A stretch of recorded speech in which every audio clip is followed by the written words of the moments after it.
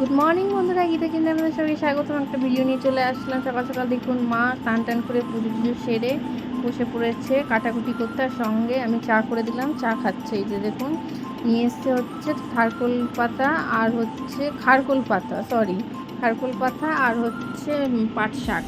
এই যে খারকোল পাতা বাটা করবে রসুন দিয়ে কাঁচা লঙ্কা দিয়ে, তাই মা কেটে টেটে নিয়ে ভালো করে ধুয়ে নিচ্ছে। আর ওদিকে ঘরে আজকে বাজার নেই, কর্তামশাই চলে গেছে বাজারে। আর এদিকে হচ্ছে পাট শাক দিয়ে বললো ডাল করবে। আর এই দিকে তার মধ্যে সব কাটাকুটি করে রেডি করে নিয়েছে, তার মধ্যে বললো একটু রুটি করে নিই।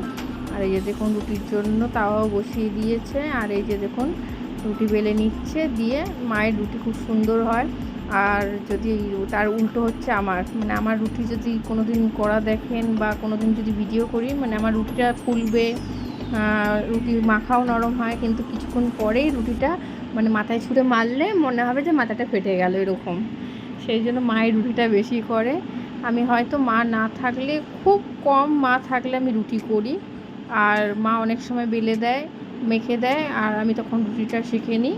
কিন্তু খুবই কম আমার রুটি খেলে পরে সে আর পরের দিন আর খেতে চাইবে না, এরকম পরিস্থিতি। যাই হোক, তারপরে আমার কর্তামশাই চলে এসছে বাজার থেকে। এই যে বাজার নিয়ে এই যে দেখুন যা যা আনতে বলেছি তাই এনেছে। পটল নিয়ে এসছে, আমার পটল ভাজা খেতে খুব ভালো লাগে, সেই জন্য পটল নিয়ে এসছে। আর আমার কর্তামশাই ভেন্ডি ভাজা খেতে ভালোবাসে খুব, ভেন্ডি, আর মা খুব ভাতে ভেন্ডি সেদ্ধ খায়। আর এদিকে মা বেগুন ভাজা খেতে ভালোবাসে বলে বেগুনও নিয়ে এসছে। এই যে দেখুন, আর এদিকে দেখি কী মাছ নিয়ে এসছে।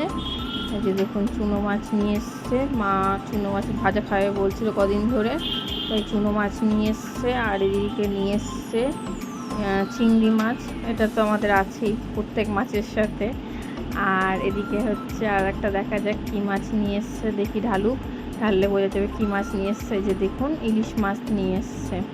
এই যে দেখুন ইলিশ মাছ নিয়ে এসছে অল্প করে, তাও আমাদের যেহেতু পরিবারের মানুষের সংখ্যা কম, সেই জন্য আমাদের দুদিন এটাই চলে যাবে। যাই হোক, এই যে দেখুন এই নিয়ে এসছে। আর মেয়েকে একটু কুমড়ো খাওয়াই বলে কুমড়ো নিয়ে আসতে বলেছিলাম। আর যেহেতু মা আজকে আবার পাট শাক করছে ডাল দিয়া, খারকোল পাতা বাটা করছে, সেই জন্য আর বেশি কিছু সবজি নিয়ে আসেনি। আর এই যে দেখুন মা পাট শাক দিয়ে ডাল দিয়ে করেছে।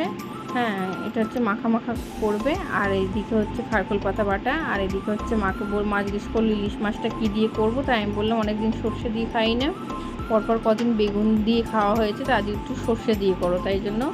আর মাছটা নাকি খুব ভালো আমার হাজব্যান্ড বললো, তাই জন্য মাকে বললো এটা কাঁচা কাঁচাই তুমি রান্না করবা, মাছটা না ভেজে। আর এদিকে মা দেখুন সর্ষে দিয়ে কালো জিরে ফোড়ন দিয়ে মা ইলিশ মাছটা করছে। এই যে দেখুন কি সুন্দর কষিয়ে নিচ্ছে, কষিয়ে নিয়ে তারপর ওর মধ্যে নুন হলুদ সব একে একে দিয়ে, আর মশলার বাটিতে যে জলটা ছিল সেটাও দিয়ে দিয়েছে, দিয়ে ভালো করে একে একে মাছটা দিয়ে নিচ্ছে। আর সত্যি কথা বলতে গেলে মাছটা খুব টেস্টও ছিল, এত নরম ছিল মাছটা, আর খেতেও খুব স্বাদ ছিল মাছটার। হ্যাঁ, আর আমার হাজব্যান্ড সত্যি কথা বলতে গেলে ইলিশ মাছ, খাসির মাংস এগুলো খুব ভালো কেনে। আমি মাংসটা সাধারণত খাসির মাংস খাই না, কিন্তু আমার শাশুড়ি বা বাকিরা বাড়ির সবাই বলে যে খাসির মাংসটা না কেউ খুব ভালো কেনে, কিন্তু আমি রান্না করি। আর এদিকে হচ্ছে মায়ের ইলিশ মাছও হয়ে গেছে, তাই ভাবলাম আপনাদের সঙ্গে শেয়ার করি ইলিশ মাছটা। এই যে দেখুন মায়ের সর্ষে ইলিশ রেডি।